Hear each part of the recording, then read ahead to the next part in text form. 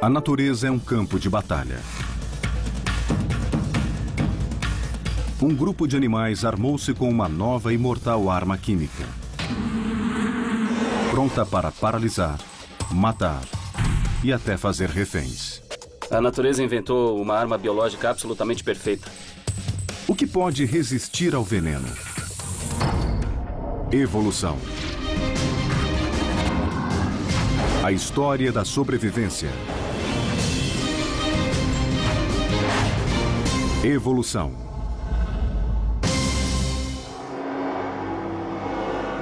No calor ardente do interior da Austrália, a serpente mais venenosa do mundo, a taipan, tocaia sua presa.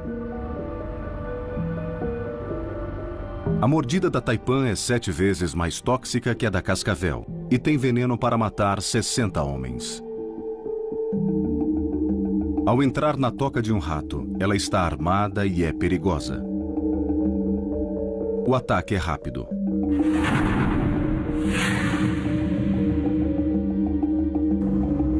Em segundos, o rato tem convulsões, enquanto seus órgãos são atacados por toxinas que o levam à morte. Veneno. Se você for uma cobra, ter veneno é um ótimo trunfo, porque isso quer dizer que você pode atacar um organismo, injetar veneno nele e depois soltá-lo. Nem tem que lutar com ele. Por centenas de milhões de anos, os maiores predadores confiaram na velocidade, no tamanho e na força para dominar as vítimas. Mas o veneno mudou esse equilíbrio. Quando pensamos na seleção natural e na evolução, pensamos em animais caçando uns aos outros e tendo que ser rápidos e tendo que ser fortes. Mas o veneno muda um pouco as regras. O pequeno pode derrotar o grande e o lento pode vencer o rápido. Em uma gota de veneno há muitas toxinas. Um mar de substâncias exóticas. Algumas complexas. E outras tão estranhas que os cientistas demoraram anos para copiar apenas uma delas. O veneno é uma arma tão potente e bem-sucedida que evoluiu independentemente em animais muito diferentes. Das células da água-viva, como a caravela portuguesa, até as presas da aranha de teia de funil. Existem insetos venenosos, tubarões venenosos e até um mamífero venenoso, o ornitorrinco. Como essa arma poderosa evoluiu? A resposta pode estar em um laboratório na Austrália. Qualquer pesquisa sobre veneno deve começar com os animais que mais mataram homens. As serpentes. O cientista-chefe é Brian Fry, o especialista mundial na evolução do veneno das serpentes. É uma serpente magnífica. Coletar veneno é difícil e perigoso. Em um dia normal de trabalho, Brian extrai veneno de até 50 espécies de serpentes. Todas mortais. Esta é a serpente mulga australiana. Esta é uma serpente marrom. O que temos aqui, desta vez, é uma Death Adder. Na verdade, elas são parentes das najas. Nós estamos extraindo o veneno de todas estas serpentes a fim de termos o veneno para estudar no laboratório. É preciso obter o veneno, obviamente, de uma única fonte. Ainda tem um pouquinho aqui. Dá para ver muita variação na cor do veneno das serpentes. Algumas vezes o processo dá errado. Eu levei uma mordida de uma dessas serpentes uma vez. Mordeu, levantou a presa, enfiou-a em mim, levantou a outra presa, enfiou-a, levantou, e saiu andando na minha mão. Eu fiquei com uma série de furos e feridas na mão. Foi divertido. Uma dose de antiveneno salvou a vida de Brian. Mas a cada ano, 125 mil pessoas morrem por mordidas de serpentes. Nenhum antiveneno funciona para todas as mordidas de serpentes, porque o veneno é incrivelmente variado. O veneno é um elemento muito mutável em que não só existe muita variação de uma espécie para outra, mas até dentro da área geográfica de uma única espécie, vemos grandes diferenças na composição do veneno. É como se tivesse um diferente menu, por assim dizer. O objetivo de Brian é descobrir por que o veneno é tão diversificado e mortal. A evolução poderia ser a resposta? O veneno é uma combinação de substâncias químicas mortais que funcionam em conjunto. Pense nisso mais como uma gangue que o espanca até a morte com barras de ferro de várias formas. É um ataque integrado e multidimensional desferido contra seu corpo. A pesquisa para entender o veneno levou 5 anos. Não bastava saber que era complexo. Ele queria saber de onde vinham as substâncias químicas e como evoluíram. É como se estivesse em uma história de detetive molecular. O que fazemos é quebrá-lo, separamos todos os diferentes componentes em seus elementos individuais, fazemos uma grande variedade de testes e outras análises para descobrir o que o faz funcionar e matar e como podemos usá-lo. Brian testou os efeitos de centenas de venenos de serpentes, observando o efeito horrível sobre os tecidos animais. Alguns dissolviam músculo como ácido. Alguns faziam órgãos, como o coração, estourar. Outros causavam paralisia imediata. Depois, ele usou a cromatografia líquida para separar as substâncias químicas existentes em cada veneno. Nesse gráfico, cada pico indica uma toxina diferente em um único veneno. O que fizemos foi separar essa mistura complexa em cada um de seus elementos individuais que foram coletados, cada um em um frasco. Agora temos a impressão digital desse veneno. Essas impressões digitais revelaram algo surpreendente. As substâncias no veneno das serpentes evoluíram das proteínas.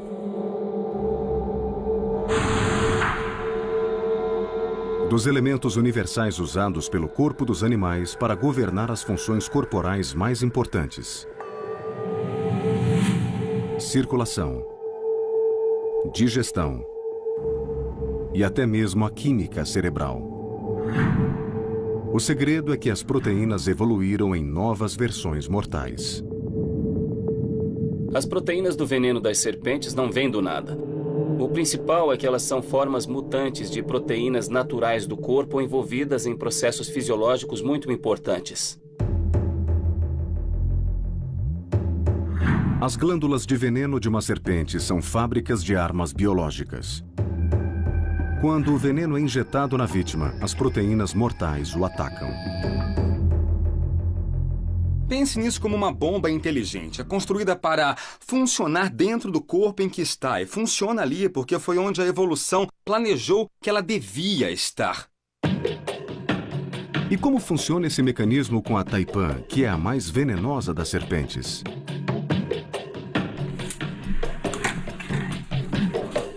Para ver os efeitos do veneno em ação, Brian faz um teste com seu sangue. Tiramos um pouco, não tão pouco, do meu sangue e vamos usar isso. Vamos adicionar o veneno de Taipan em um frasco e deixar o outro frasco descansar. Então poderemos ver a diferença. Estou acrescentando veneno de Taipan ao sangue. Este é o meu sangue, sem nenhum veneno. E este é meu sangue com veneno de Taipan. Dá para ver o que aconteceu. Ele se tornou um coágulo sólido. Agora imagine se este sangue fosse o sangue que está dentro de mim. Obviamente, isso não seria nada bom. Ao fazer esses milhões de pequenos coágulos, todos os fatores de coagulação do sangue serão usados. Isso significa que não será mais possível coagular e você sangrará pelas gengivas, orelhas, nariz, por todo o corpo. Não é um bom jeito de morrer. O veneno da Taipan evoluiu das proteínas que formavam coágulos no sangue para curar feridas. Depois de injetado, ele reduz o sangue da vítima a uma mistura de coágulos e de líquido que vaza pelos orifícios corporais. Quando uma Taipan morde uma pessoa, o veneno penetra no corpo e bombardeia o sangue com milhões de coágulos. Isso gera uma reação em cadeia, que para o fígado, os rins e os pulmões. Basta menos de uma colher de chá. Um mistério permanece sobre a taipan. Dentre as milhares de espécies de serpentes, por que o veneno dela é tão poderoso? Brian acha que existe um motivo. Esta é a taipan australiana em toda a sua incrível glória. Ao contrário das outras serpentes australianas, ela se especializou em comer presas muito perigosas. As serpentes normalmente não tentam caçar esse tipo de presas, como o rato gigante ou o rato comum nativo, porque esses são animais que poderiam ferir ou até matar a serpente. Nestas imagens, vemos um rato comum mordendo uma taipan. É por isso que em milhões de anos o veneno da taipan evoluiu e se tornou mais forte, a fim de imobilizar a presa o mais rápido possível. A ciência resolveu o mistério de como as serpentes venenosas criaram essa arma. Mas ainda restam mistérios. Quando evoluiu o primeiro veneno? De onde ele veio? O biólogo Brian Fry descobriu como as serpentes criam armas biológicas, com venenos muito diversificados e que continuam a evoluir, conforme as serpentes adaptam o veneno a seus vários habitats, até mesmo embaixo d'água. As serpentes marinhas são incrivelmente venenosas. E o motivo disso é que no ambiente aquático, elas não têm o luxo de rastrear a presa. Se a presa fugir, está acabado. Outro animal como esta arraia teria uma refeição fácil. Por isso, elas precisam de um veneno muito forte para garantir seu alimento. As serpentes marinhas evoluíram das serpentes terrestres há apenas 30 milhões de anos e ainda estão refinando seu veneno. Isso prova que o veneno das serpentes está se adaptando. Mas quando essa evolução começou? Quando Brian começou sua pesquisa, supunha-se que o veneno fosse recente. Ele está ligado às incríveis presas das serpentes.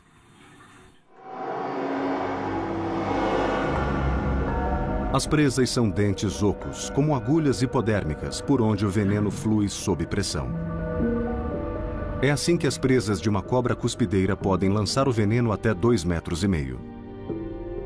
Elas são tão perfeitas para injetar veneno que se pensava que ambos haviam evoluído juntos. Mas ao estudar as presas das serpentes modernas, Brian descobriu algo intrigante. 3 grupos de serpentes evoluíram com presas bem diferentes. Existem diferentes linhagens que têm presas frontais ocas de tipos muito diferentes. Temos as das víboras, como as cascavéis americanas, que têm articulações e são muito longas. A das najas são curtas e fixas. E a das atractaspidídeas saem pelos lados. Isso significa que o veneno deve ser anterior aos diferentes tipos de presas. Quando Brian e outros especialistas traçaram a evolução do veneno no tempo, eles descobriram que as primeiras serpentes não tinham presas, mas tinham veneno. Isso sugeria algo estranho. Talvez o veneno não tenha começado com as serpentes. Elas devem ter herdado o veneno de um ancestral.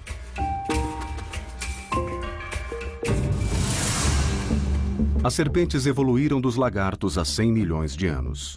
Seriam eles a fonte? Brian decidiu estudá-los. Eles mordem com uma obstinação, hein? Melhor a calça do que minha mão. A teoria de Brian era contrária ao senso comum. Pois das 5.000 espécies de lagartos, conheciam-se apenas 2 venenosas. E elas são exceções evolutivas. Brian decidiu procurar outros lagartos venenosos, começando pelos mais antigos do mundo. Os varanos, como o dragão de Komodo.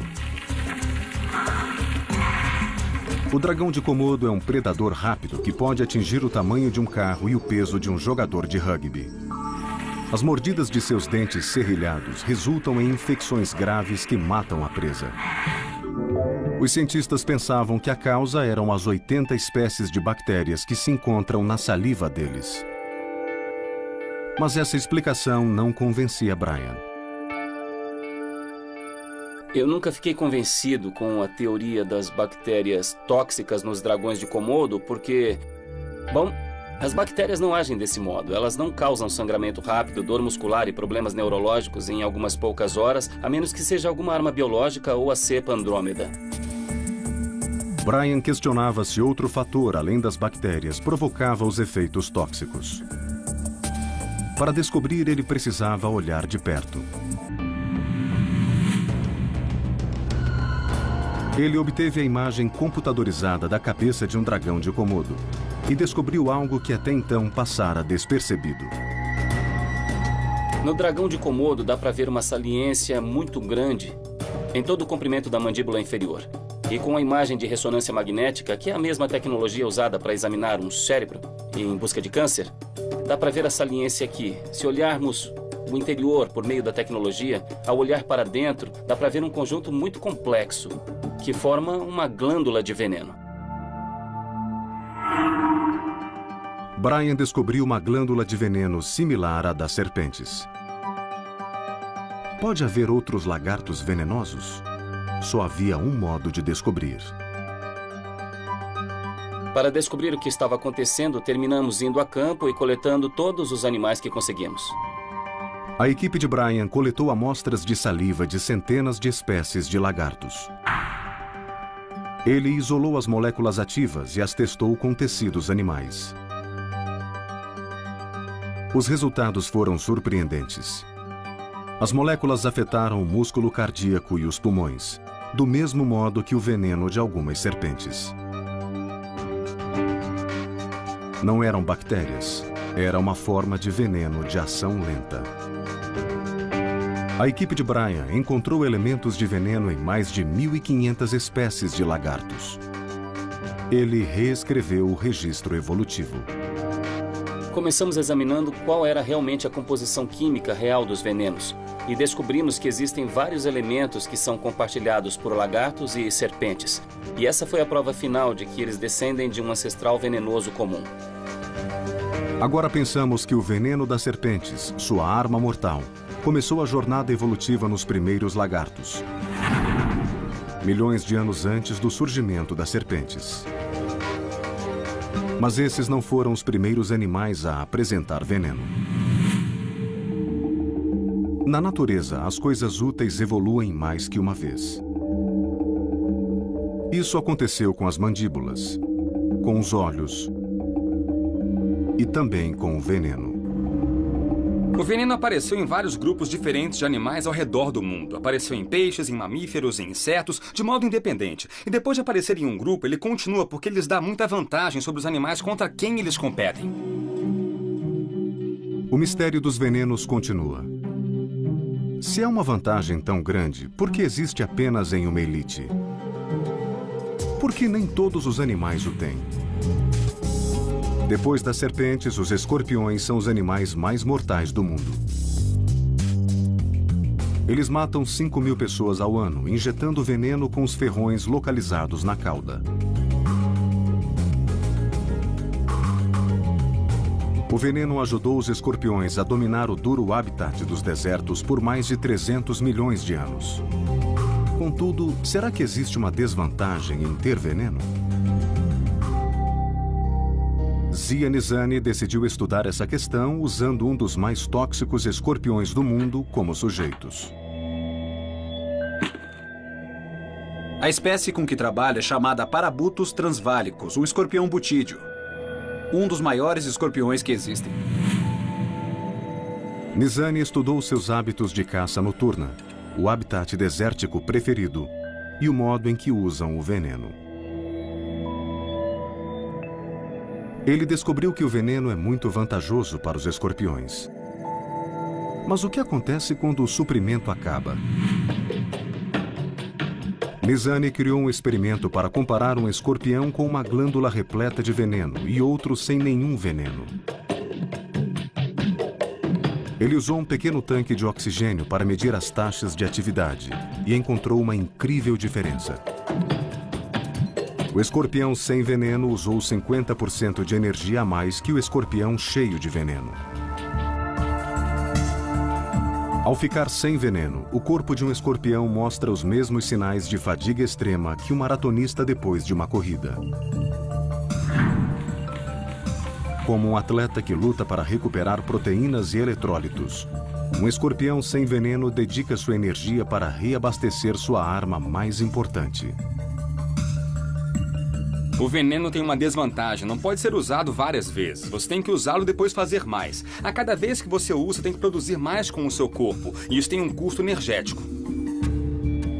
O veneno tem outra desvantagem para o escorpião. Depois de usá-lo, o animal fica indefeso por alguns dias. Quando o veneno se esgota, durante 4 dias, eles têm de ser muito cuidadosos com seus hábitos de caça, porque estão vulneráveis a predadores. E também tem que se limitar a caçar presas pequenas, e isso os deixa em desvantagem competitiva. Essas desvantagens podem explicar por que o veneno não é mais comum no reino animal. Mas há um outro motivo para os outros animais não terem veneno. O veneno exige um órgão complexo e sofisticado para ser injetado.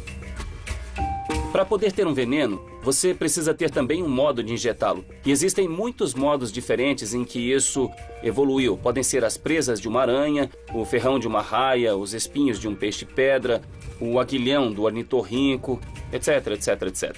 Cada um deles tem seu próprio modo único de injetá-lo. Esses órgãos especializados gastam muita energia, o que torna o veneno uma super-arma e também uma das inovações biológicas mais caras que os animais já desenvolveram. Os animais venenosos têm um dilema. Possuem uma arma mortal com alto gasto de manutenção. Cada um deles criou um método preciso para tornar o veneno o mais eficiente possível. O mais bem-sucedido é um animal que transforma as vítimas em zumbis.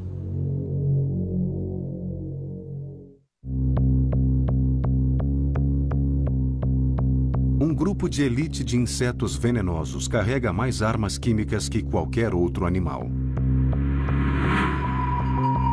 Cada um deles evoluiu seu próprio meio de ataque. Ferrões que picam e presas que laceram. O veneno dos insetos é um mundo complexo de microengenharia. E um inseto foi ao extremo, usando seu veneno para algo que parece ficção científica: transformar outro animal em zumbi. Estas são as vespas joias.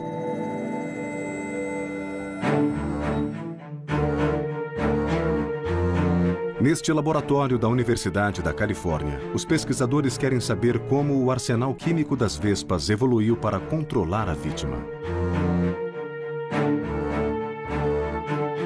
Eu primeiro fiquei fascinado com os venenos porque eles representam um tipo de guerra química. As vespas joias são parasitoides. Elas paralisam a presa para que seus descendentes se alimentem dela.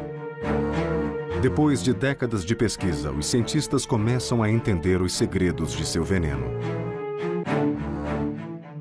As fêmeas lutam com o hospedeiro, que é muito abundante e 6 vezes maior que elas.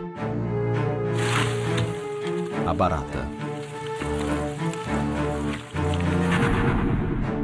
O pesquisador Chris Banks criou um método engenhoso para estudar o veneno das vespas.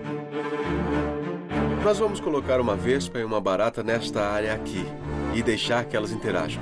Nós também colocamos frascos de vidro que irão funcionar como tocas substitutas para a vespa.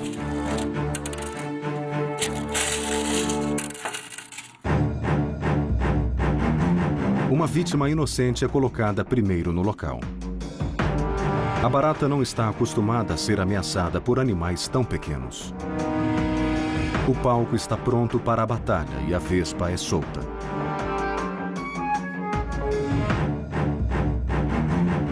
Assim que a vespa joia percebe o hospedeiro, ela surpreende a presa e aproveita essa vantagem para atacar. O primeiro golpe da vespa é brilhante. Apenas desarma a barata. A primeira ferroada atinge o sistema nervoso central e provoca a paralisia temporária das pernas anteriores. O veneno atinge o sistema nervoso da barata entre as pernas dianteiras, paralisando-as. Isso permite que a vespa desfira um segundo golpe muito mais preciso no cérebro. A vespa enrola-se ao redor da barata para ferroar o cérebro e injetar o veneno que a transformará em zumbi. A barata respira lentamente e nem tenta escapar. A ferroada no cérebro provoca uma mudança comportamental dramática na barata e transforma ela num zumbi. O veneno da vespa desliga os sinais transmitidos por uma substância química cerebral chamada dopamina. Nos seres humanos e em outros animais, a dopamina é um mensageiro químico natural presente no cérebro e que regula movimento e sensação. Sem dopamina, a barata não pode se mexer nem escapar. Milhões de anos de evolução refinaram a capacidade da vespa para atingir seu alvo e desligar a dopamina com a precisão de uma cirurgia cerebral. Essa habilidade não é aprendida. Ela é herdada por todas as vespas, que são neurocirurgiões natos. Para recuperar parte da energia perdida com as ferroadas, a vespa corta a ponta da antena da barata e bebe seu sangue. Depois, a vespa leva seu zumbi para uma toca.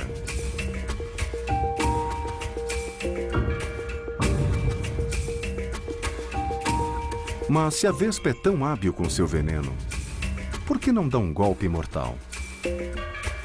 O veneno é usado para defesa, é usado para alimentação, mas os parasitoides o usam para algo totalmente diferente, o usam para reprodução. Dentro da toca, a vespa põe um ovo na barata. A precisão da vespa faz sentido, pois a sobrevivência da espécie estava em jogo. Seus filhotes dependem da execução perfeita da ferroada. Depois, a barata indefesa é presa dentro da toca. Por mais de uma semana, o veneno da vespa mantém a barata calma e submissa, enquanto a nova larva começa a comê-la viva. Daquele único ovo, emerge uma larva. E depois de 3 dias, ela fura a perna da barata e suga sua nutrição do sistema sanguíneo da barata zumbi. É hora do teste da seleção natural. Se o veneno for pouco ou a mira for errada, a barata fugirá. Se o veneno for demais, ela morrerá na hora, destruindo a fonte de nutrição da larva da vespa. Vemos aqui a larva começando a entrar na barata. Ela vai se arrastar para dentro e continuar a se alimentar dos órgãos internos da barata. Depois de mais alguns dias, ela criará um casulo. Se tudo der certo, 6 semanas depois da ferroada, uma nova vespa jóia adulta sairá da casca da barata. A nova vespa está pronta para seguir seu destino. Se for uma fêmea, seu veneno alimentará uma nova geração. A vespa é um predador muito específico. Só caça baratas desta espécie. Todas as vespas nascem de uma pupa que emergiu de uma barata morta e tinha uma mãe que sabia o que estava fazendo. Então, de certa forma, as vespas estão ficando cada vez melhores nisso. A vespa só consegue dominar a barata porque conhece sua presa muito bem. E pode injetar o veneno no ponto certo para ter exatamente o efeito de que a vespa precisa. O veneno é tão preciso e poderoso que parece ser invencível. Mas algumas vítimas estão virando o jogo e criando uma resposta química para o veneno.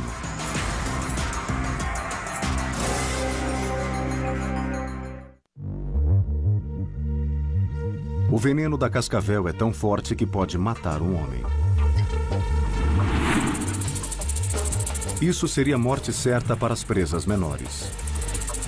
Mas um animal corajoso pode absorver o veneno e sobreviver. Como um animal tão pequeno pode vencer o veneno?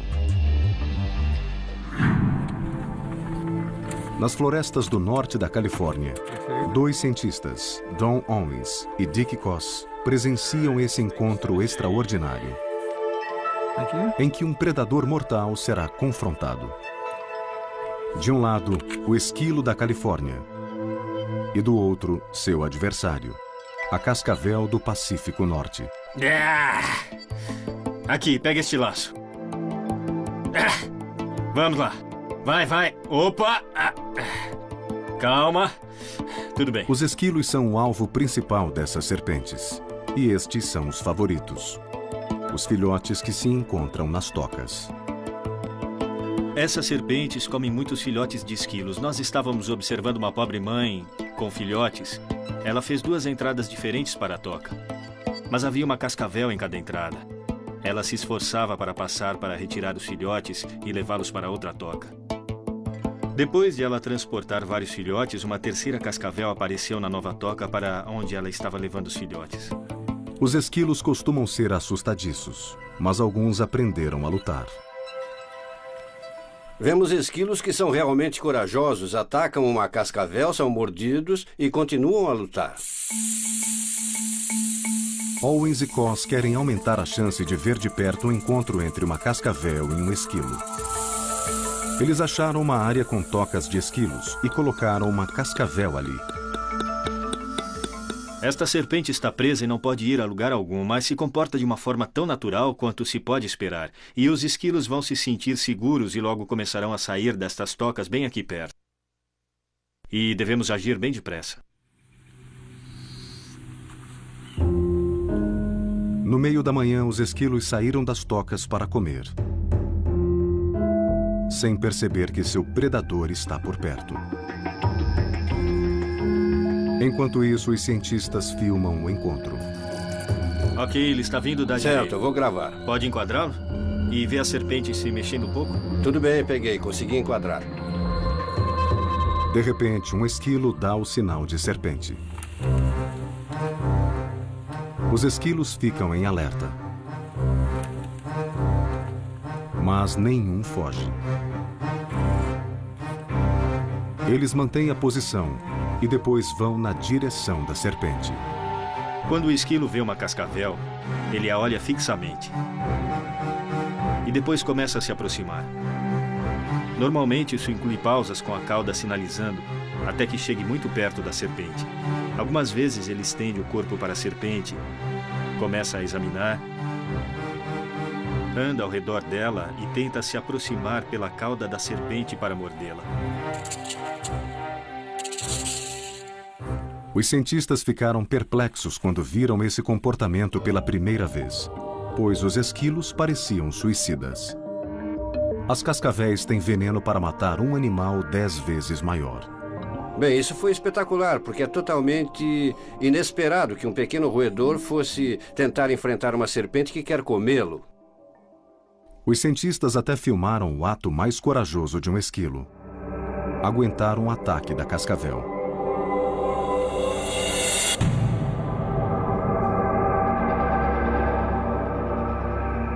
E não foi a primeira vez que viram isso.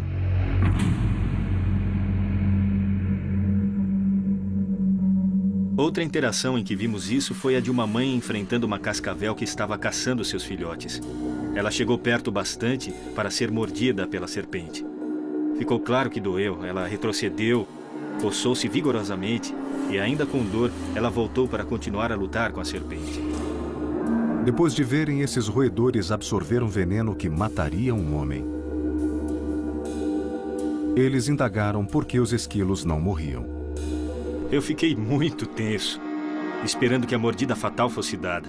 Mas isso não aconteceu. Houve mordidas, mas não foram letais. É quase como se os esquilos estivessem andando com um escudo contra esse veneno. Os 2 cientistas perceberam que estavam vendo algo incrível. Alguns esquilos pareciam ter desenvolvido um antiveneno. Haveria uma resistência em evolução? o cientista Jim Biardi juntou-se à equipe. Ele precisa testar o sangue dos esquilos para descobrir se eles desenvolveram uma defesa contra esse veneno. Ele anestesiou centenas de esquilos para extrair uma amostra de sangue. Eu vou extrair a amostra de sangue direto do coração a fim de garantir uma boa amostra. Mas como o coração é tão musculoso, ele irá se fechar imediatamente quando eu tirar a seringa. Biardi isolou o plasma, a parte clara do sangue dos esquilos, e o passou por uma máquina para testar se alguma parte dele suportaria uma dose de veneno de cascavel. Em cada recipiente, posso colocar uma mistura de veneno de serpente e plasma de esquilo, para ver se o veneno permanece ativo. O código de cor indica o nível de atividade do veneno na presença sanguínea do esquilo, sendo que azul é atividade muito baixa e vermelho é muito alta. Cada quadrado na linha superior representa uma parte diferente do sangue do esquilo. O vermelho indica uma parte que não resiste ao veneno da cascavel. Mas o azul mostra uma parte que protege o esquilo dos efeitos tóxicos do veneno e permite que ele seja mordido e sobreviva.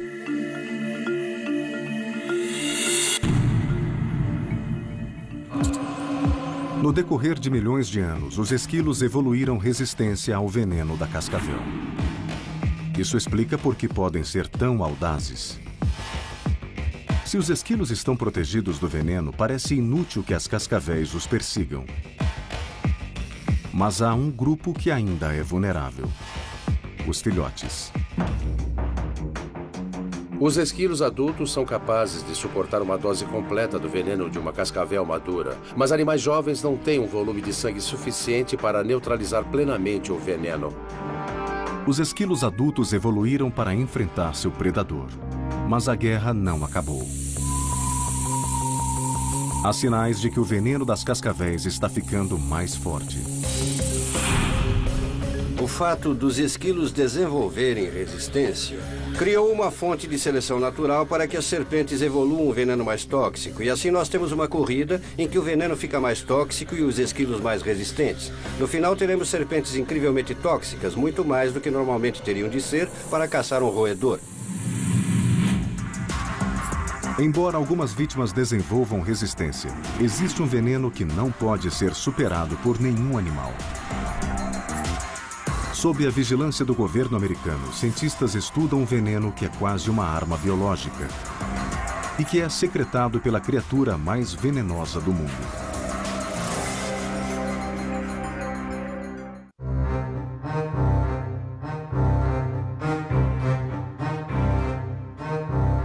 Em um laboratório de segurança máxima em Utah, espreita a criatura mais venenosa do mundo.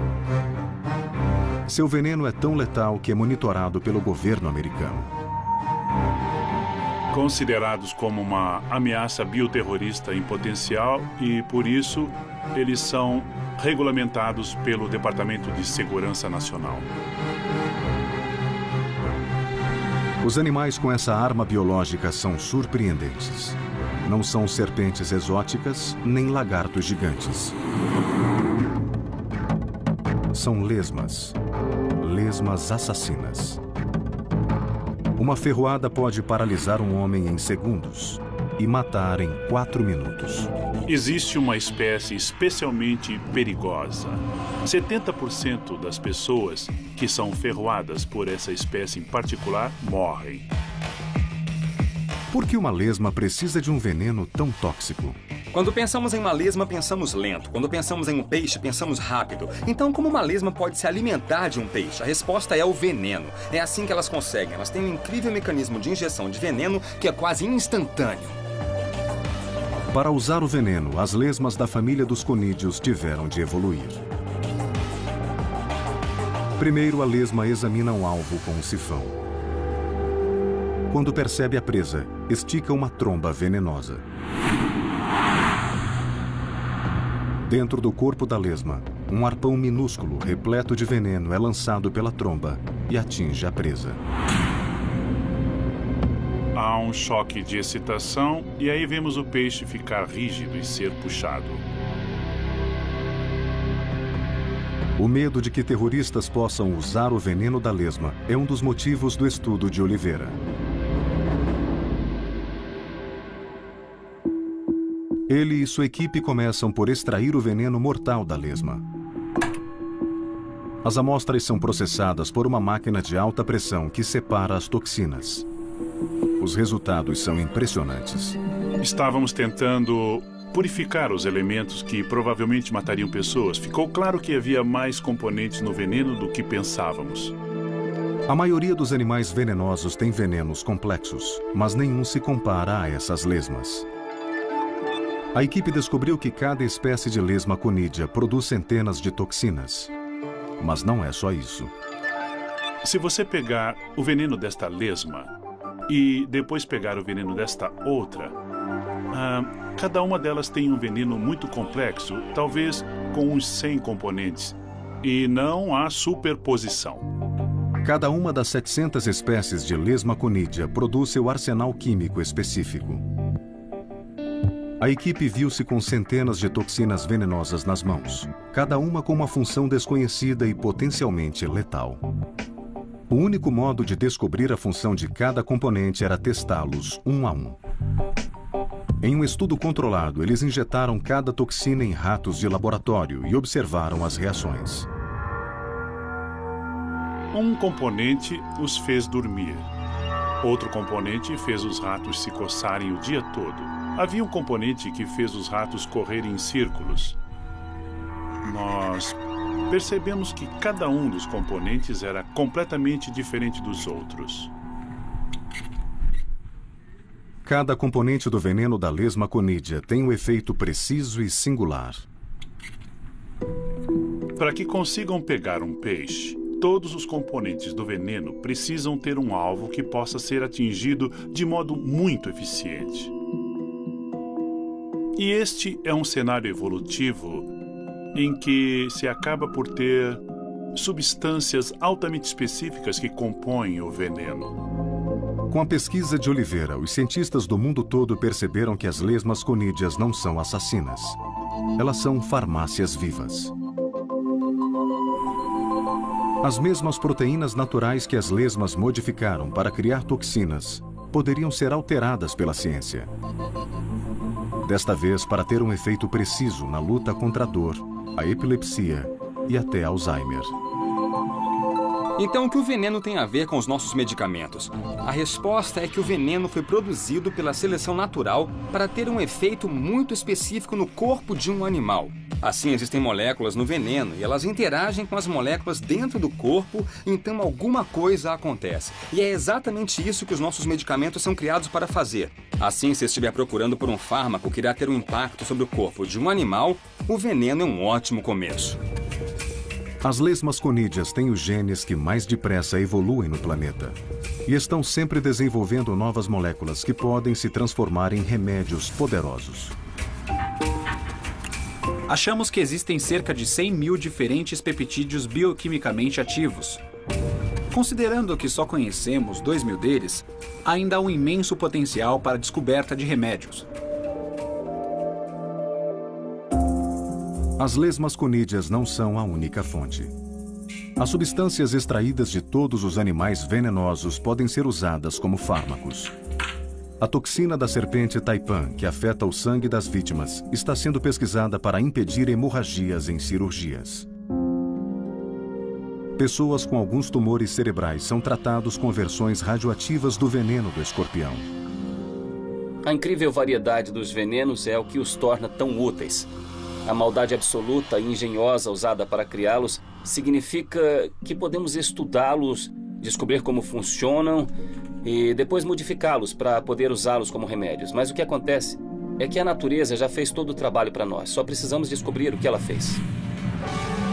Como assassino ou remédio, o veneno é uma das inovações mais versáteis e admiráveis da evolução. Os animais continuarão a usar o veneno na luta pela sobrevivência. Mas os seres humanos vão se beneficiar muito com essa evolução contínua.